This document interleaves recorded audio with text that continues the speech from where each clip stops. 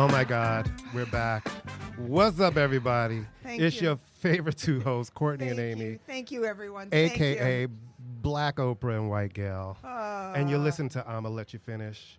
And today, guys, we're recording with Listening Party inside of Canal Street Radio. I'm going to need you guys to follow them on IG. They are dope. They're our partners for this episode. And you can follow Listening Party at Listening Party Presents and Canal Street Market, both on IG. They're amazing. iTunes, SoundCloud, Yeah, Spotify, and Google. Yeah, you know what I mean? It's like, get it in everywhere. All right, so here's the thing. Ooh. We got some things to talk about. First off, our lovely new space. No, this is a great space to work out of. We're very happy about that. We're behind a glass window. People are walking by and shopping and looking and saying. And wondering, do I know them? And they're like, wow, look, they're older people and they're talking into a microphone. I know.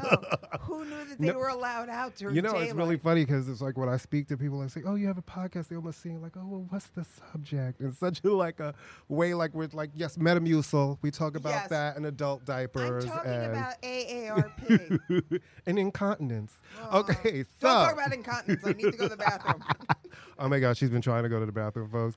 And Not you know because how, I'm incontinent. and you know because how, they won't let me you cut know how the it line. is. You know how when you go places, and it's always like when you're a man, you can just walk in the bathroom, but you always walk past the ladies' line, and it's always snaking around the corner. It's really hilarious. I tried to tell him I was not a lady, but he wouldn't go for it. So speaking of toilets, Michael Bloomberg is. Boom. We'll be here all week. Michael Bloomberg. Okay. All right. Michael Bloomberg has put in an application. No, he's. Well, he's no. Not We yet. don't know yet. He's put in an application to be able to be on the ballot for the Alabama primary. Right, because, when you're a New York Jew, the first place you want to start is a place where there's 4 Jews. And not the 4 primaries that are before Alabama. Right, just the Alabama one. So that he can use Sweet Home Alabama as a theme song? The thing is... Maybe we need to explain who Bloomberg is quickly in case we have any listeners under the He's another billionaire from New York. And, right, boom. And that is the real deal to you. Right. And no one needs another billionaire from New York trying to run for president again. My issues with Bloomberg go deep. First off, the stunt he pulled during we're only allowed 2 terms or 3 terms in New York. It's 2 terms. 2 terms, and the stunt Giuliani tried this stunt and it used to not be 2 terms, No. but New Yorkers voted that in because there were mayors who were mayors for like 96 years. Right, we didn't want that. And Bloomberg tried to pull the I got the city back on its feet after 9/11. Oh, not tried card. to. He pulled. It. So he's got Christine Quinn involved. Yeah, he's got autocratic tendencies that we don't need to encourage. He also is beyond in bed with big business. He's shopping for, furniture with big business. He is big business. But my main problem with Bloomberg in terms of this is that the primary season is too long. We know that. But you don't get to cut white man privilege and just suddenly go, oh, we have a woman running, we have a gay guy running, we have an Asian guy running, we have black people running, and I'm just going to, sit back and now jump to the head with all my money. Yeah, I can get over the money part because, I feel like you have money, that's fine. Money, that's the American dream, right? Money makes the world go round. People try to act like money's not important, but actually it's super important. Right. My issue with him is the shit that we watched him do when he was in office. Well, I did not hate him as a mayor until he pulled that shit going into that 3rd term. Right. Because that, to me, showed what he does with power. And we see what happens when people get into that office of president. That's the ultimate power. So power corrupts. I'm like, what shit will you pull if you get to suddenly be in this office? Well, my issue with it, and I'm not saying we've obviously had 3 point whatever years of somebody who could give a rat's ass about anybody. But, it would be nice to have somebody as president who seems to give a rat's ass about somebody. Now, Bloomberg is great on a lot of issues. His work with gun control as a private citizen has been great. His work on the environment has been great. he gives a lot of money to the arts. So that makes me happy. But I just don't like the fact that he's very impervious. It's, in New York City had this massive snowstorm and there's 24 fucking inches of snow and the A train was stranded on a... And he was on a foreign island someplace? He was on a foreign island. He was like, it's not my problem. I think when you're president, you kind of have to care when there's a hurricane someplace. And he doesn't have that empathy gene. And I just don't... He's just a little too aloof for my taste. Well, how about this? He's bad. Also, stop and frisk. Yeah. Stop and frisk for that. Oh, well, listen. And there's also been 20 million debates, so you skipped all of those, and you're just coming in like, oh, hi. Right. I'm here. Right. I'm here now. And I'm Michael Bloomberg. And I'm spending my own money, so you shouldn't be upset about it. Right. And it's like, I'm glad you're spending... That becomes a whole other topic, money and politics. Yeah, but it's like, you're spending your own money. Great, you should be spending your own money. You've got a gang He's of it. also very bad on Me Too stuff. There have been many credible allegations of sexual harassment at his offices. He sort of poo-poos that stuff. I'm not saying you have to be, wokety woke, but in 2020, for you to have a candidate who is bad on race, bad on gender stuff, and kind of poo-poos legitimate stuff like that. Yeah, it's really odd. It's an odd one. And listen, I think you and I have had this conversation about the nominees, the Democratic nominees, and I'm still like, I don't know if I like anybody, right? Oh, I like Elizabeth. I'm Team Warren, man. I know you do, but Democrats. This is why I feel like Donald Trump is going to win again. Because I really do believe that Democrats are looking at this election so wrong. Like, we know that, when I hear the whole argument about electability and people are making too much of that, I'm like, they're actually not. This is a different kind of election with this country just feels different. And we have to look at the person and say, who can actually beat him? How about an irreversible coma? Ladies and gentlemen, Merry Christmas. Yeah. Okay, so let's talk about the Robin Crawford book. Boy, that was a segue. Yeah. How long did you work on that one? Let's talk about the Robin Crawford book, because I've been having debates with people all week about this. Really? Yes, because so many people are so excited. She has the right to tell her story, and I'm like, I guess everybody has the right to tell their story. But I am of the ilk that if I am your best friend, yes, if I was your closest friend, yes, no matter what people are saying about me in the public, I'm a private citizen. Preach. Your secrets go to the grave with me. They just do. I believe in that. Unless you get a book deal.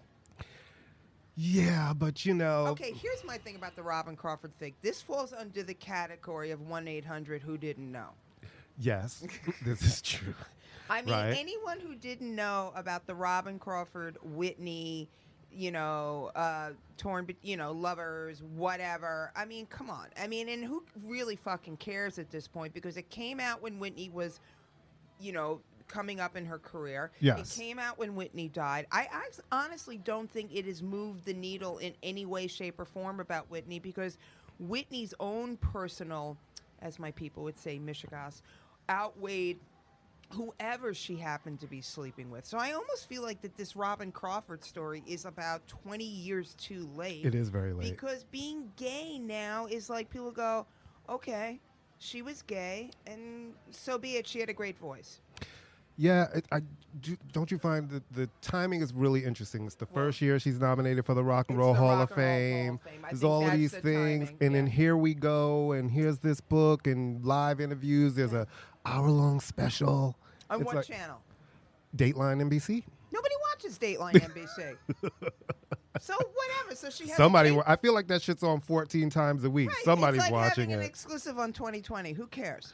It's like when she gets on a real, I gotta say, last week 2020 did a story. They had a whole episode. It was like 2 hours on Dorothy Stratton. I was like, are we still on that? talking about Dorothy Stratton? Do people not know she was killed? I mean, has there been a new person who killed her? And they were like, we have new info and new interviews with people. I was like, we're still talking about Dorothy Stratton. When you have some new John Benet Ramsey shit. Okay. I don't care about Dorothy Stratton. When she actually pops up and is like, I was really alive. I killed Dorothy Stratton. Yeah, so the Robin Crawford thing to me just seems like it's aimed at a particular demo, and that particular demo already knows this. And it really, honestly, Whitney's legacy was tarnished. This isn't what tarnished it, and this isn't what is going to tarnish it. And there's going to be, Whitney has a hit single out now, for crying out loud. She does. Well, you know what the interesting thing about you saying it's tarnished? I don't think it's tarnished. I think that's what's part of the thing that makes her super famous. People like it when their superstars have flaws. Well, there's flaws, and then there's becoming... Unfortunately, it's the story of drugs, right? Like, we've seen that so many times. Yeah. So many times. So what I'm saying, though, is that I don't know what Robin, other than a check, I don't see how this is going to result in something. This just seems like, oh, by the way, did I mention that I used to fuck Whitney? Okay, and when give me other people coming up. Give me something real. It's funny that you said that. My sister was talking to me last night Your about sister it. Slept with Whitney? No. Man, you are so cool. At an orgy in Philadelphia. Philadelphia? She was like, the thing that's interesting about this is, okay, you come out and you say, all right, I was sleeping with Whitney. She was like, what would be interesting to me if there was somebody I'd never heard of and these girls came out and said, this is a thing. She said, the Robin thing, we've heard about this and everybody's known it for 20 million years. Wrote about it, 25 years ago? You know what I mean? Yeah, it's like, whatever. All right, next. Yeah, whatever.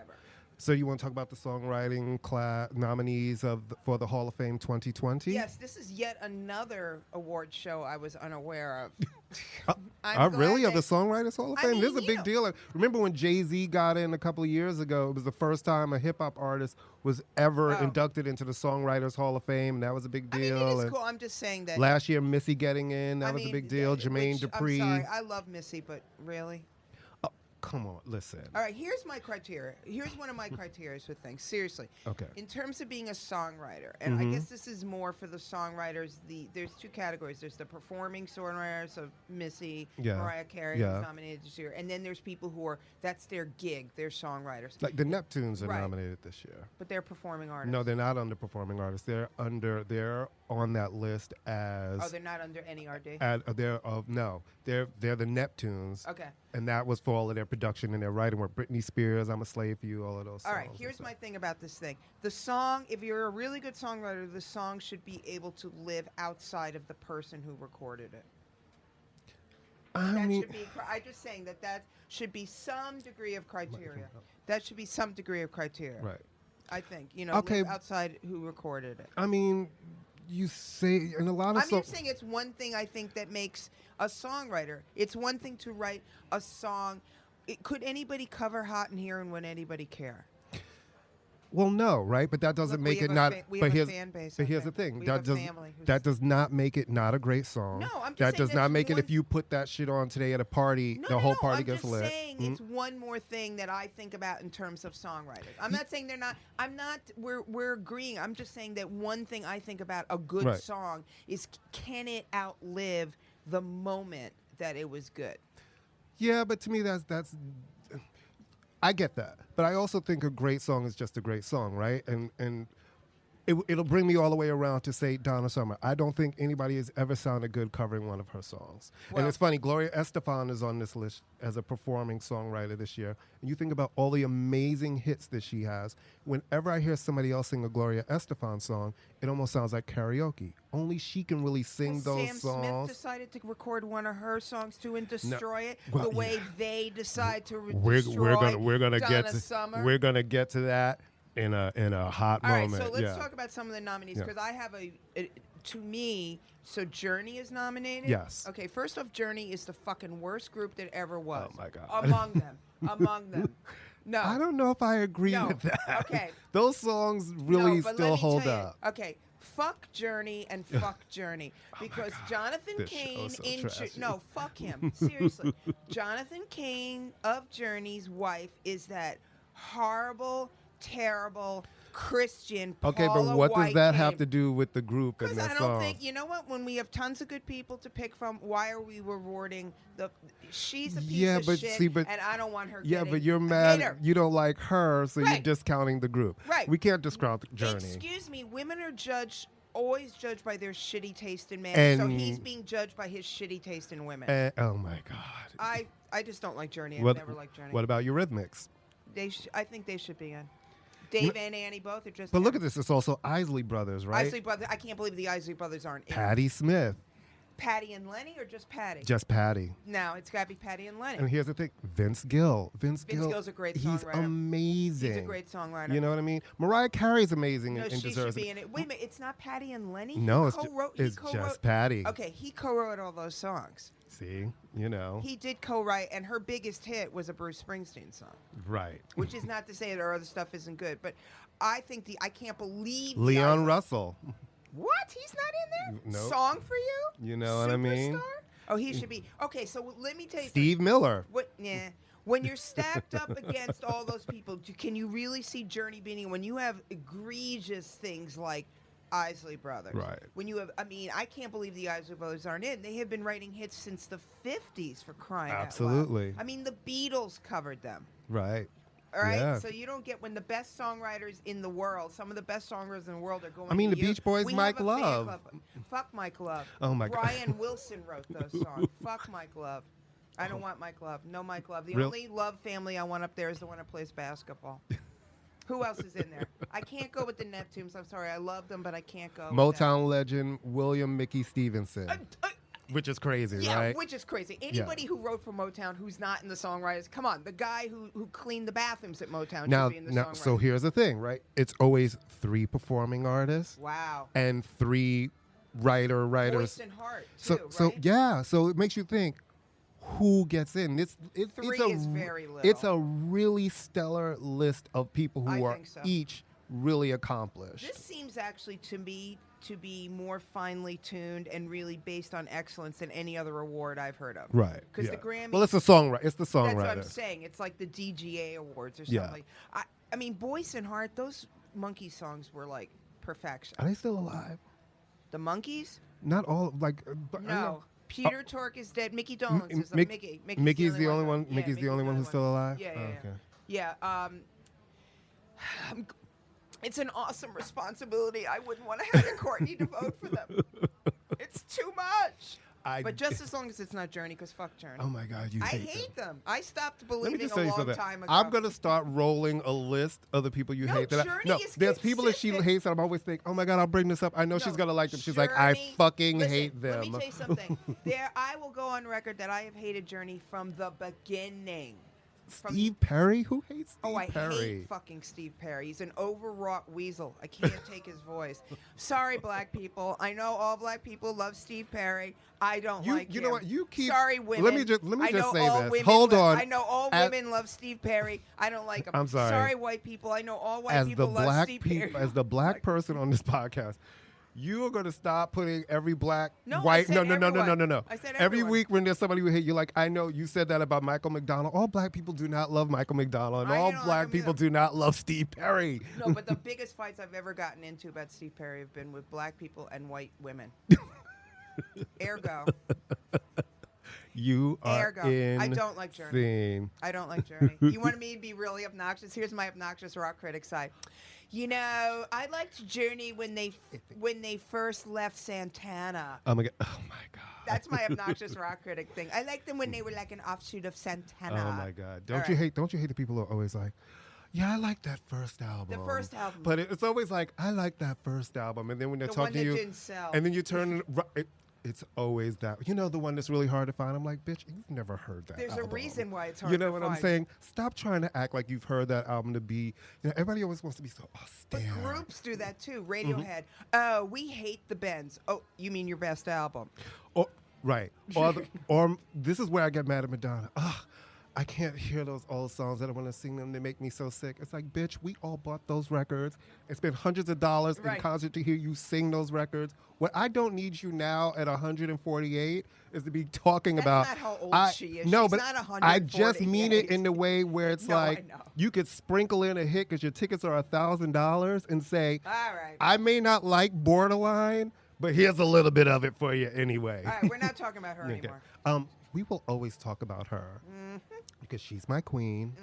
And if you can fucking hate Journey, I can motherfucking talk about Madonna because she is. Listen, Madonna makes me mad, but I live for Madonna. I do, and I love the fact that she's still doing it. And I thought the tour was spectacular, and I really did like this album. But anyway, let's move on to a certain someone had a date with the New York Knicks. Speaking of black people, yeah, I don't even know how this happened. All I know is that my son, shout out to Lucian Dixon, the greatest son ever. The greatest son. I'll say it again. Okay.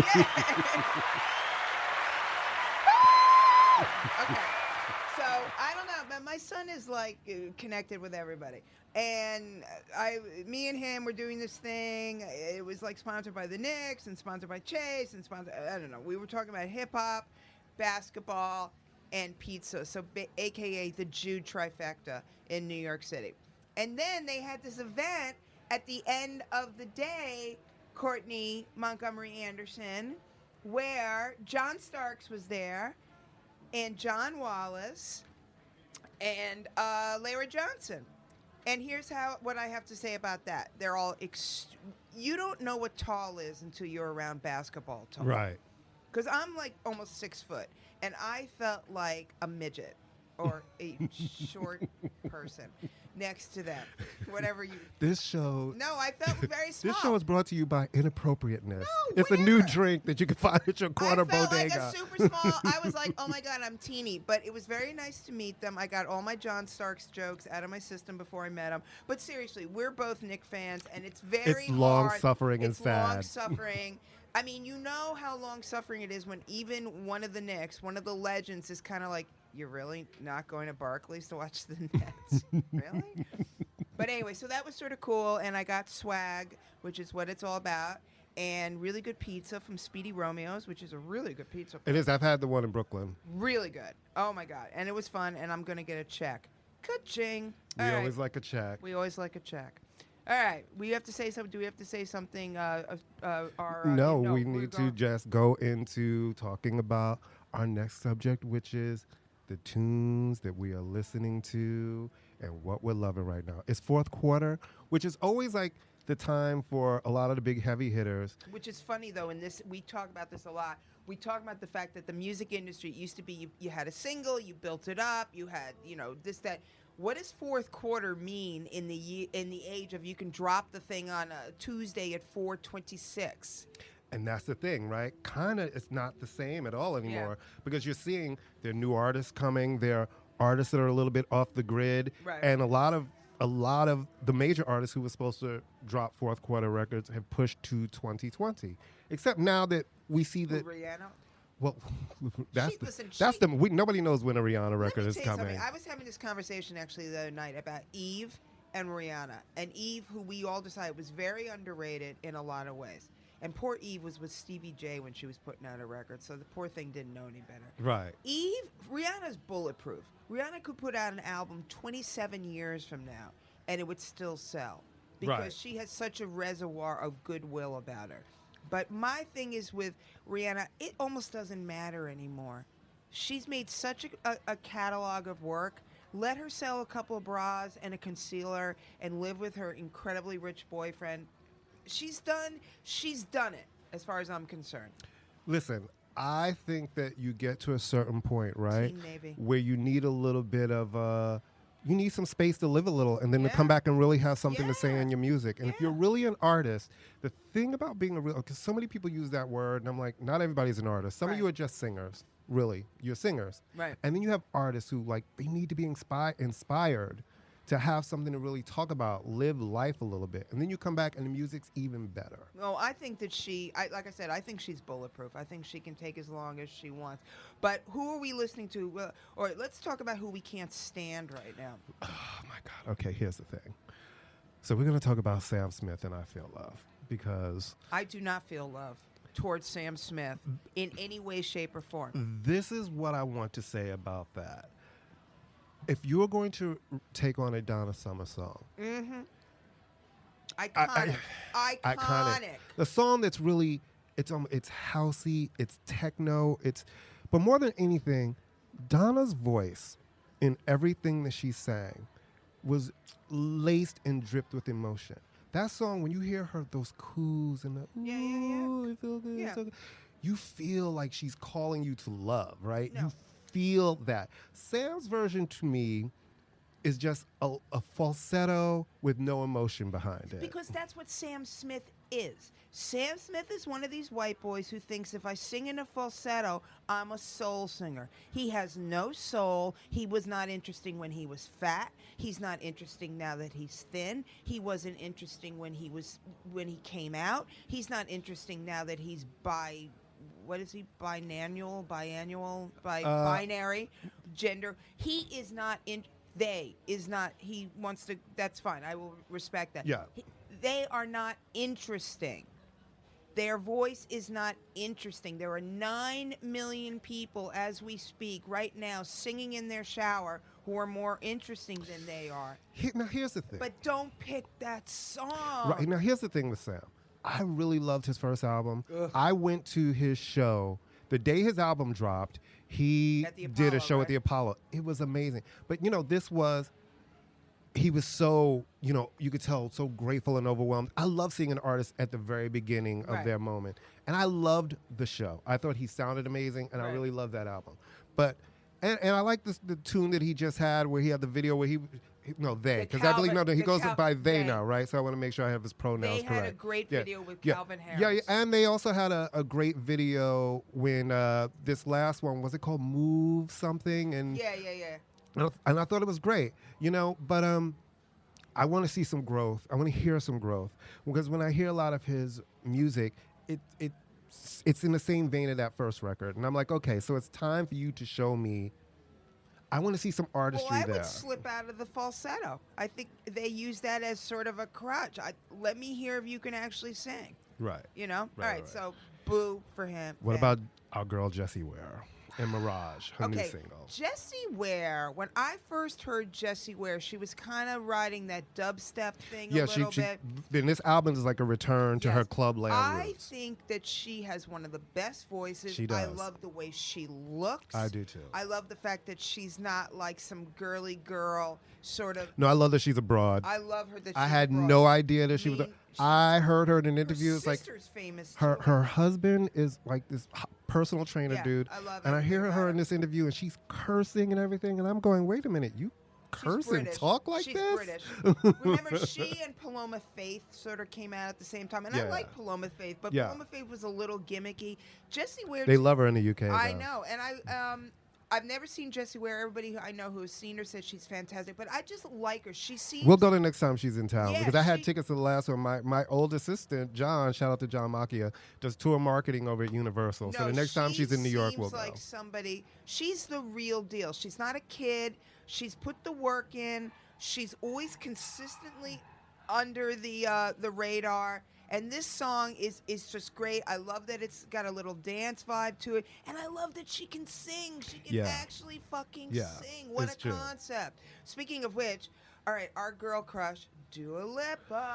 Oh, let me just tell you something. Which I thought was a stage name for years, but it's an actual real name. I thought it was a stage name too. And then I was looking up to see, what's her real name? I was like, oh. Dua Your Lipa. motherfucking real name is Dua Lipa. You are going to be famous with that right. name. I have been sort of obsessed with the idea of going to Albania for quite some time. Right. And she just drives it home for me. Like She's not Albanian, She right? is Albanian. I thought they were from Kosovo. Which is Albania. Is it? It's basically Iceberg Goldberg. Kosovo. Oh, Kosovo. Yeah, they're ethnic Albanians. Oh, okay, gotcha. Whatever. She's amazing. Whatever. She has. This show is so trashy. Stop saying that. You're manifesting something that it's not. We're fucking smart and we know our shit. We're not trashy. No, how about this? I love trashy. Trashy is good. But listen, Dua Lipa has the career and the credibility and the looks, everything that poor sad Rita Ora thinks that she has. Who? Yeah, exactly.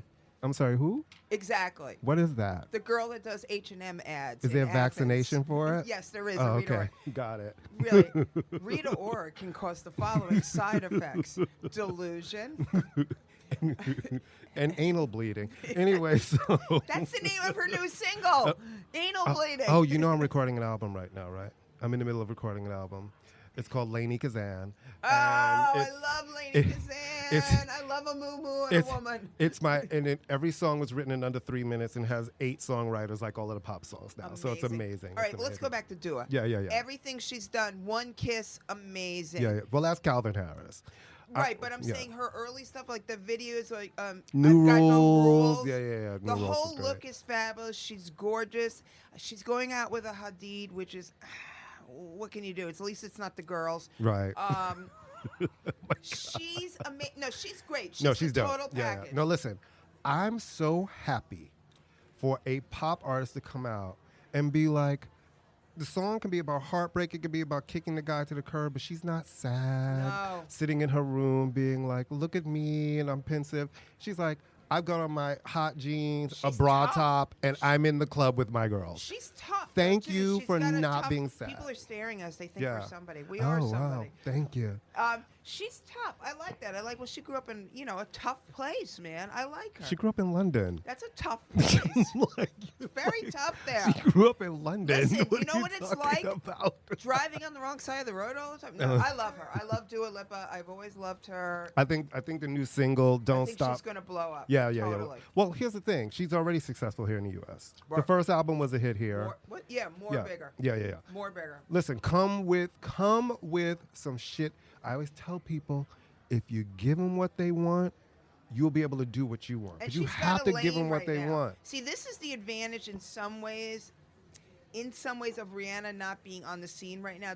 There is a nice lane open for sort of off-kilter, tough girls. Yeah. So there's not that you can't have both, because with women there only can be one industry, but there's a nice little lane open now for people who want that kind of, and Calvin Harris has impeccable taste in the women he works with. Yes, he does. Terrible taste in the women he dates, but impeccable taste in the women he works with. Yeah.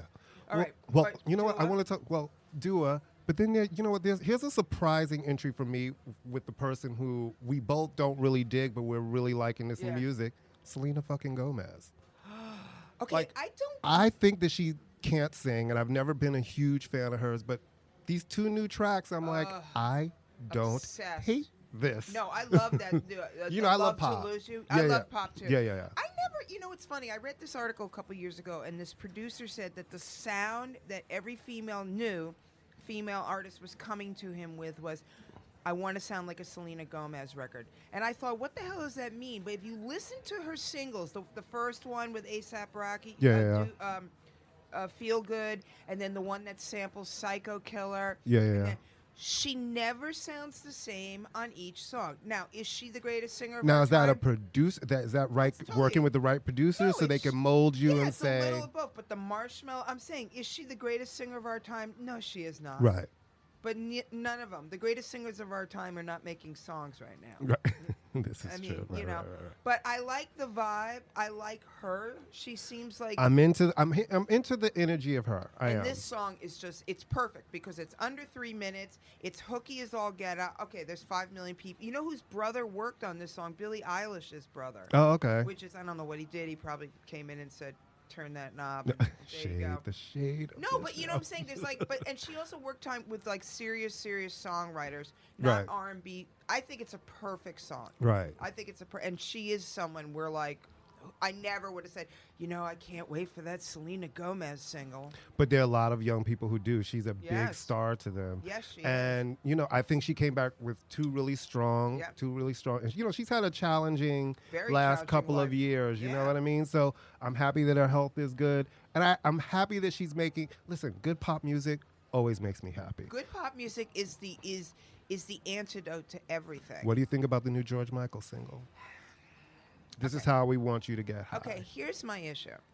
I have a problem with music from the grave. Okay. I want to know, this is not like the Gangstar out.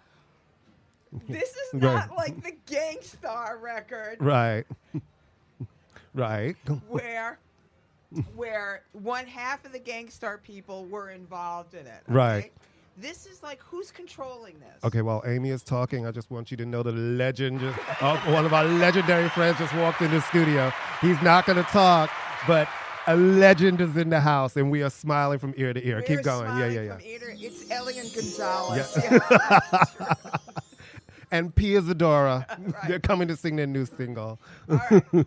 But all right, so the George Michael thing, it's not killing me. No. I'm not mad. It's at not it because terrible. It's not terrible, but it's not. And they were supposedly working on it before one of the songs. So I just am always very kind of like, whose idea was this? Right. You know, it's like the Amy Winehouse that when it came out after, like, whose idea? I'm not saying anything nefarious, but whereas the Gangstar record, Premier did it. So there's nothing where somebody who had nothing. So I believe it's from the family because, you know, his sisters have now taken over. Michael. George's sisters, who he was very close to, have taken over his estate and overseeing everything. So it's definitely coming through the family. And, you know, he had a manager who loved him very much and who was with him for a lot of years. Well, the fact that it didn't come out quick is a good sign that they waited, and the fact that they. Well, I didn't like the song that came out with Fantasy that came out with Nile Rodgers a couple of months ago, and I wanted to love that, but I didn't. And I love that there's a tie-in with a Christmas movie.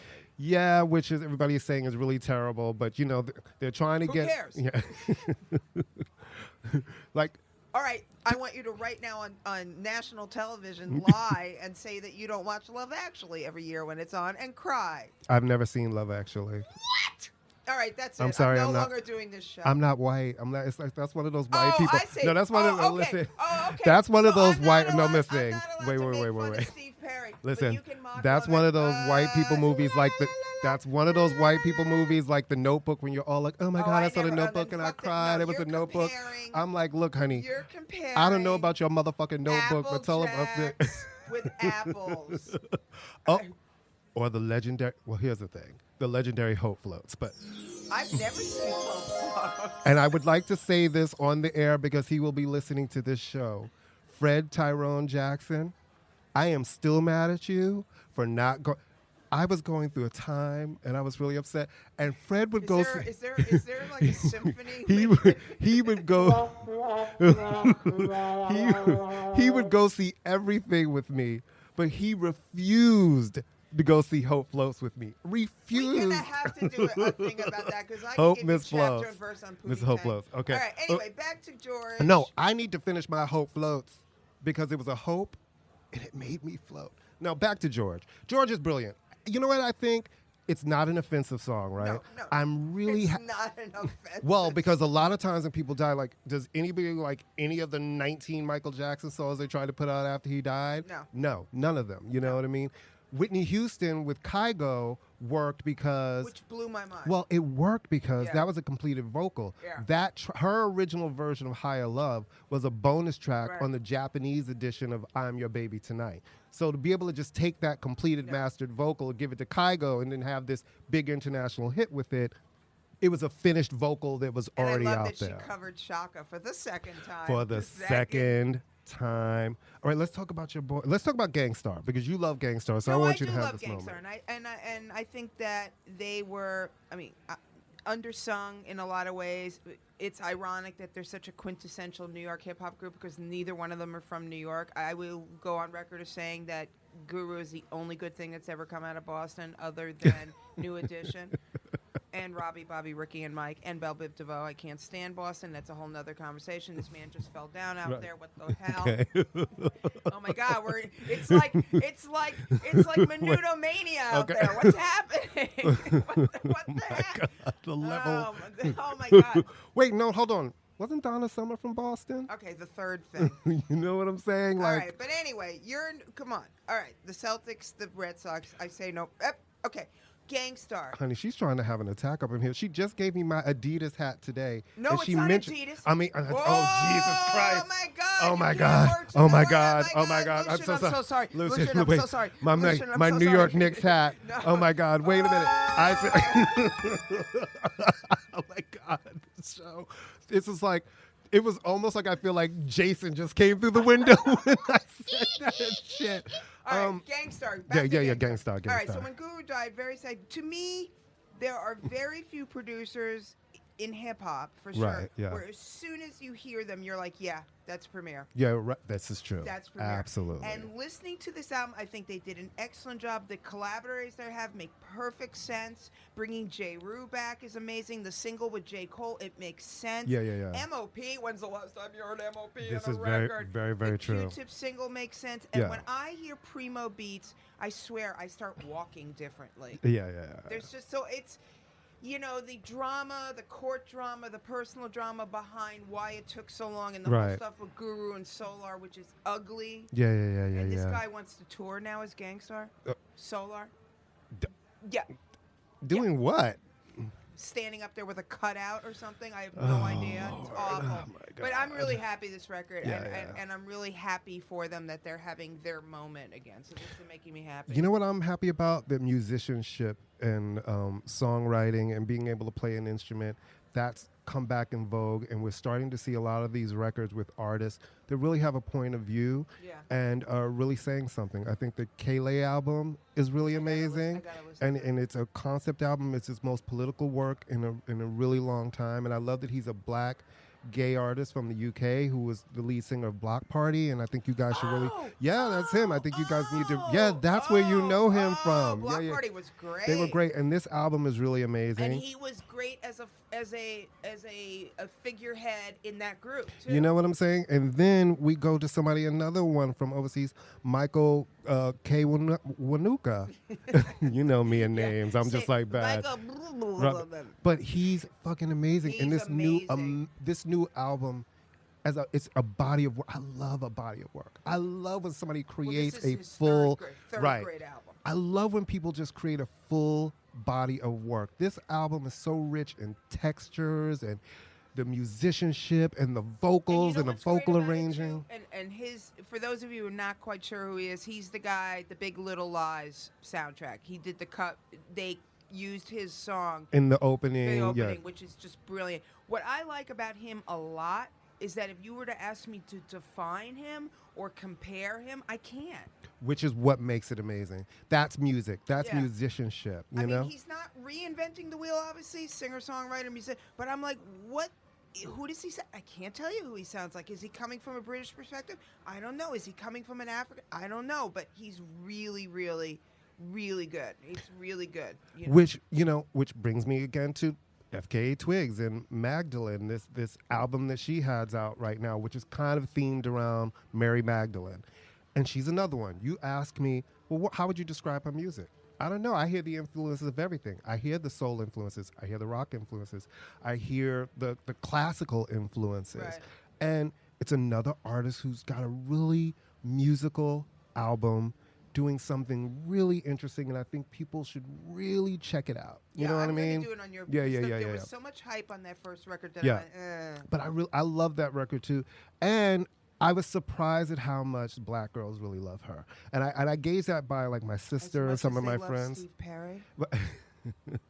You love Steve Perry. But I mean because she's so different with it that for US people, I can see where US people would be like, I don't even understand what that is. You know, the gay audience loves her, but as gays, we've always been on the cutting edge of being able to look at something and say, that's fierce, and go down that road.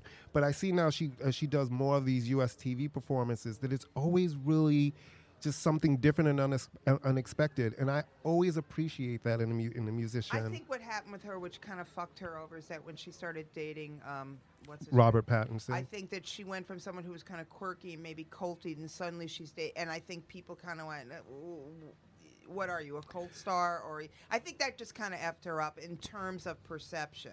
No, I don't know, because she's coming back now, and the people who love her, and this record is getting great reviews, and I think it's great. Yeah, you absolutely Who should. else were we checking for? Oh my God. Okay, I'm listening to a bunch of shit. King Princess, Cheap Queen. Oh, I love. Please check that album out. Brooklyn Girl. She's a queer artist, Brooklyn Girl, and it's a very, very fierce moment.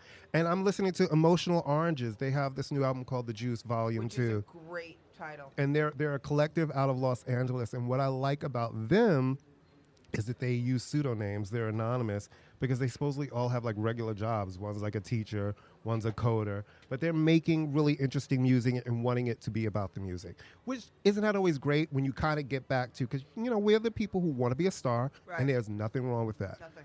Go do it. Nothing. And then there are the people who are like, yo, I'm doing this because music flows out of me, and it's my life's blood. I want to give just a real fast shout out to a family friend who put out a great single, who's on tour now with Cat Palace, Jayla.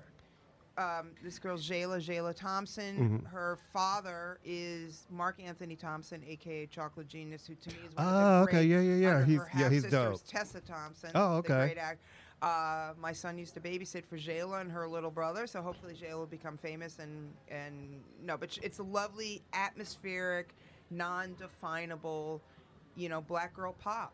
And the girls are killing it right now. The girls, yeah. Oh my, don't even get me started. I know. You know how much I love that record. No, I mean the girls are really sort of like, I think that the boys are so concerned with like making hip hop influenced dancey kind of shit, and the girls are like, you know what? I'm just gonna make some good songs right now. And the girls are coming with full-on project. Like, here's my problem with the dudes, and I think you and I had this conversation when we were talking about Luther Vandross on the last show. When you put on a Luther Vandross record, no one else sounded like that. You knew exactly who it was from the first note out of his mouth. Right. But a lot of the guys, and there's a bunch that I like, they open their mouth and I don't know which one it is. I have to look to see which one is actually singing. They're all drawing from the same three influences. Right. Still. Right. Or versions thereof, still. You know what I will say, though, quickly, and then we'll move into the other topics? I am kind of stunned, but maybe I'm not, that the Raphael Sadiq record, the Jimmy Lee, is not making more of headway than it is. But maybe it's just too good for the room. Well, listen, I think he's got his audience and he's got a fan base that loves him. But with anything these days, right, that's not Taylor Swift, that keeps living in that wave.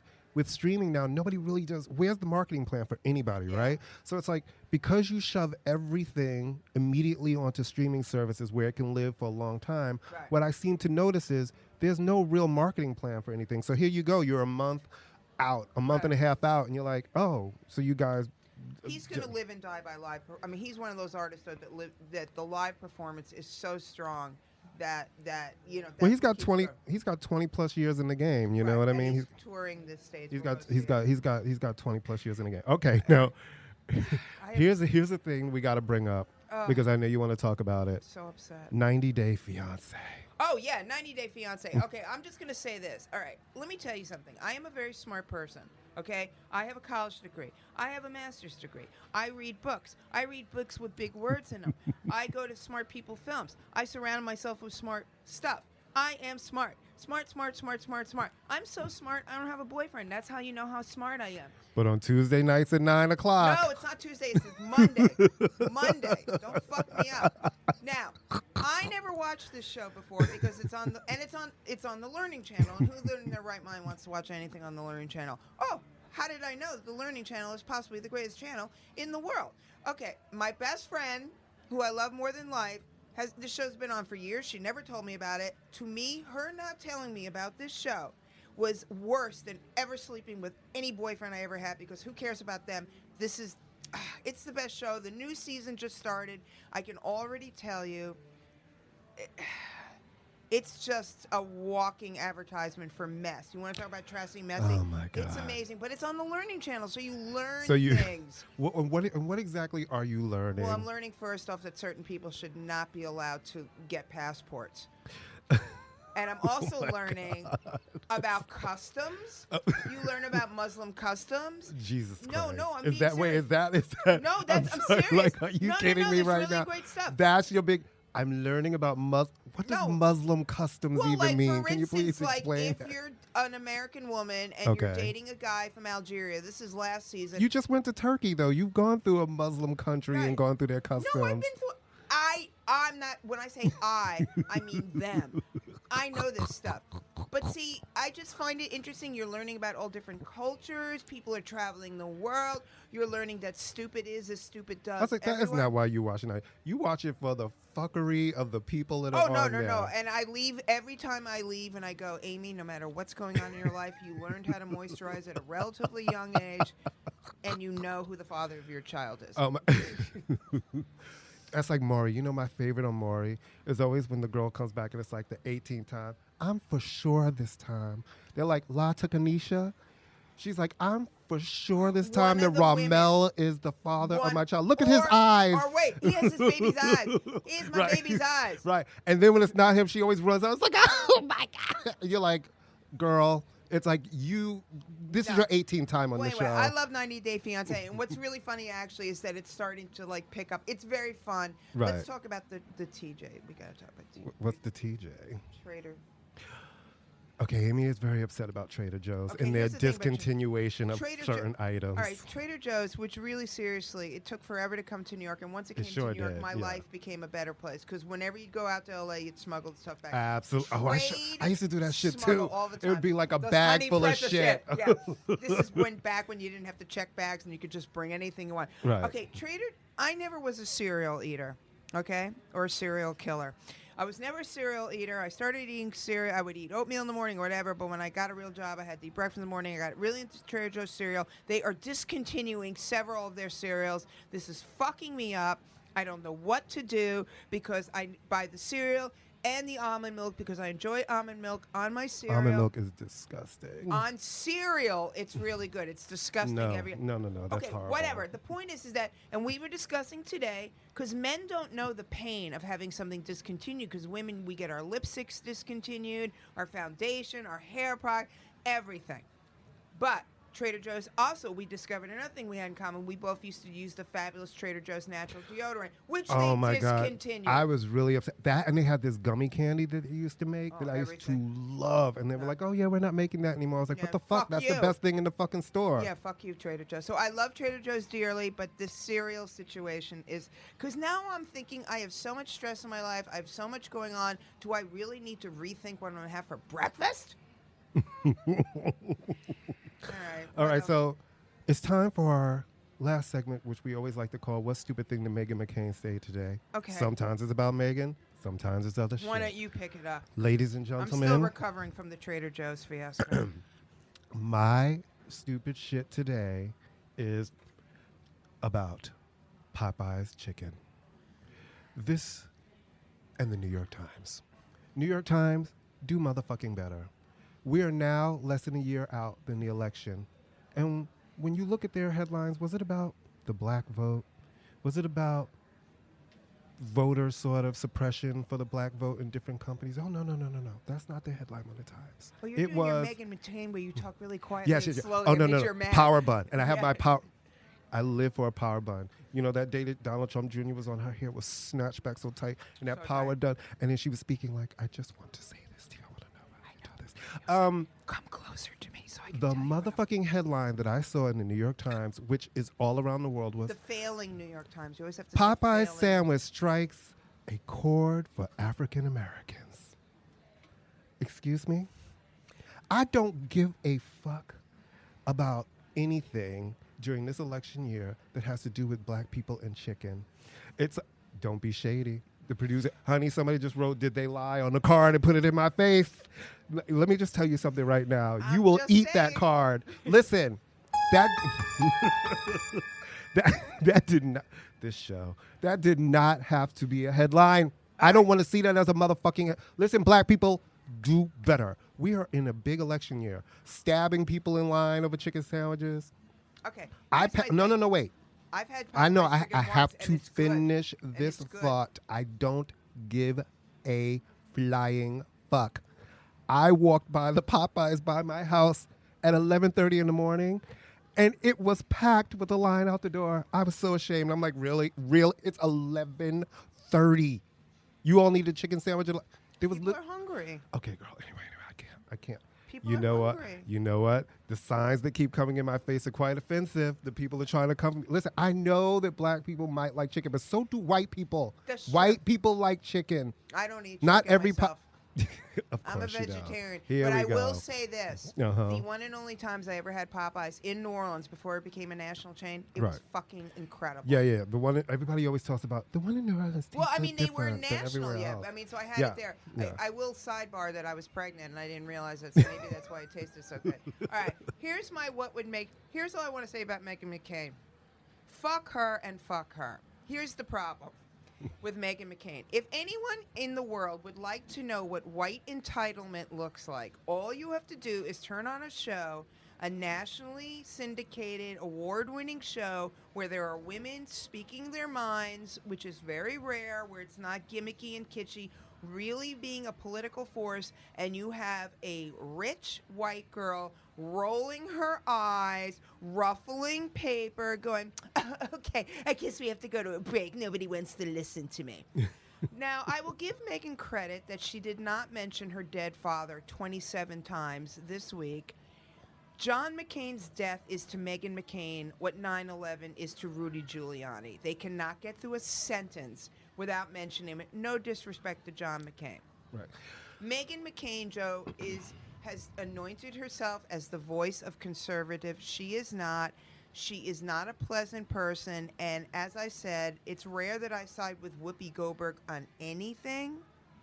But I can't believe that Whoopi Goldberg has not stood up and smacked the extensions out of that girl's hair. I don't care if she's married to a prominent Puerto Rican or not. When she said that, let me just, I mean, I know we always still- bring this shit it's up. still a She was moment. on the show. Amy and I had to hit each other immediately because it was like, she was like, and I've married into a prominent Puerto Rican family. And we were all like, wait, what? What? I was like, do. Meghan McCain just said she's married to a Puerto Rican. Did you know that she was married to a Puerto Rican? She was like, I've never heard that in my life. Do you know? Miss Thing, she said it on The View. And she has said Yeah. it before. And we were like, that husband? The one that you always talk about it? Well, that's Yes, what she said. That's what and she he said. He doesn't look Puerto Rican. Right. But the important thing is that when she said that, it's like the equivalent of where were you when JFK was shot? Where were you when you found out Michael Jackson died? Right. Where were you when you found out that Meghan McCain, the gun-toting queen of Arizona, is married to Ricky Martin?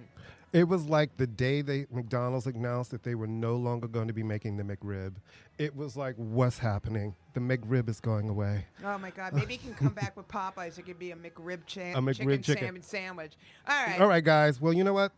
Thank you for listening in today. Ooh, I'm going to next let you time- finish. It's presented in partnership with Listening Party today. Yep. And, you know, we need you to follow us at I'm going to let you finish NY, following Listening Party at Listening Party Presents, and follow Canal Street Market at Canal Street Market, all on Instagram. Sign up, follow us on Apple Podcasts, following Listening Party Or just on follow us when we're iTunes walking and down the street. Google and SoundCloud and Spotify. And remember, subscribe to the show, leave a rating, leave a review, and you know, we're so glad to bring the fuckery to you on a monthly basis. I just want to mention one thing. Our next show, which we're very excited about, Yes. we are going to have our first guest, Yes, our we first are. invited guest, Right. not randos walking by. You're right. We look like a really bad boy band right now, especially since two of us are not boys. Right. Really crazy boy band. Ben Merlis, who has written a fantastic, fun book about the history of Cold Chillin' Records, and Juice Crew is going to be here next week. It should be a lot of fun, especially since I'm getting a tooth pulled 2 days before the taping. So, Courtney, you may have your chance to do this all on your fucking own. It's going to be incredible. It's going to be amazing. Really, really, guys. Thank We're you guys excited. for supporting Thank you this so show. You've been much. supporting us. Thank you, Listening Party. Thank you, Yay. Canal Street Market. Canal We Street love you Market. guys. Thank We'll you. see you next week. Next Bye. time, whenever. We'll see you. Yay!